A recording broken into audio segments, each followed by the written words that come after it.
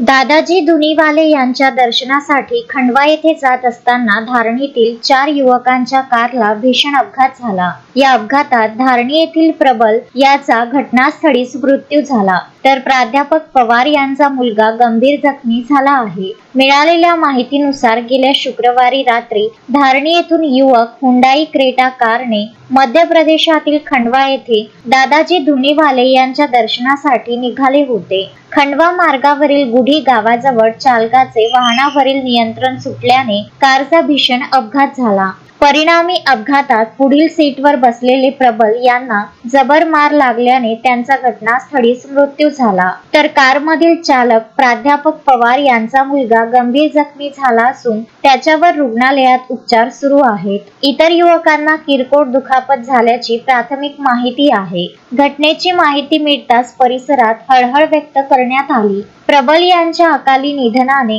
कुटुंबियांवर दुःखाचा डोंगर कोसळला असून धारणी शहरात शोककळा पसरली आहे। या अपघाताचा पुढील तपास मध्य प्रदेश व महाराष्ट्र पोलीस संयुक्तपणे करीत असून अपघाताचे नेमके कारण तपासानंतर स्पष्ट होणार आहे। तस्मीन शेख, सुलेमान मेमन, शकील अहमद, विदर्भ न्यूज, धारणी।